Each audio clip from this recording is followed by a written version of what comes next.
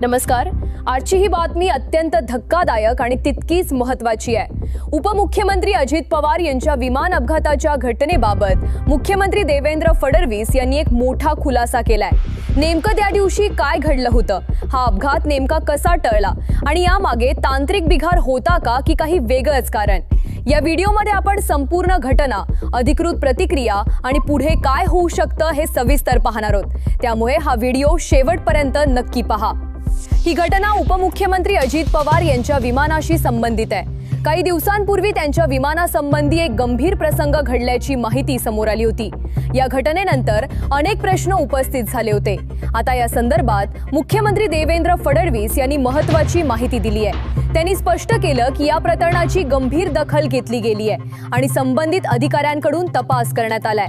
घटना नेमकी कधी घडली, विमान कुठे उड्डाण करत होतं आणि त्यावेळी नेमकी परिस्थिती काय होती, याबाबत काही तपशील समोर आलेत। मात्र काही तांत्रिक बाबींविषयी अधिकृत माहिती अद्याप स्पष्ट नाही।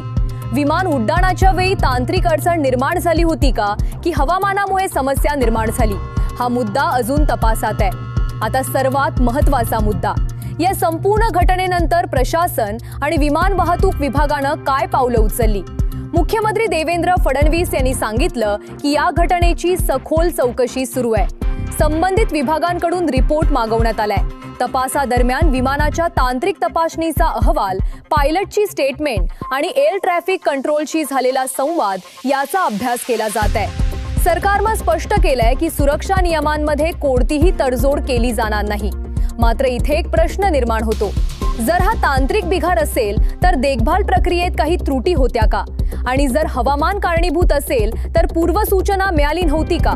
मुख्यमंत्री देवेंद्र फडणवीस यांनी सांगितलं की या प्रकरणात कोणतीही बाब दडवली जाणार नाही, संपूर्ण पारदर्शकता ठेवून तपास केला जाईल। त्यांनी हेही स्पष्ट केलं की सुरक्षा हा सर्वात मोठा प्राधान्यक्रम आहे। भविष्यात अशा घटना टाळण्यासाठी आवश्यक त्या सूचना दिल्या गेल्या आहेत।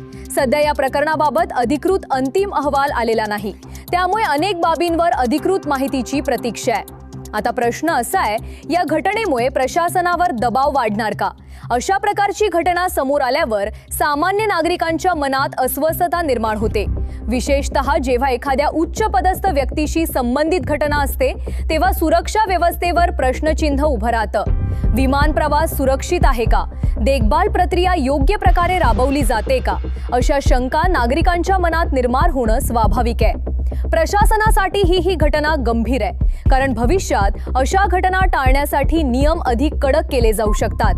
पुढील काही दिवसात या प्रकरणाचा अधिकृत तपास अहवाल समोर येण्याची शक्यता आहे। जर कुठलीही गंभीर त्रुटी आढळली तर संबंधितांवर कारवाई होऊ शकते। तसेच विमान सुरक्षेबाबत नवीन मार्गदर्शक तत्वे लागू केली जाऊ शकतात।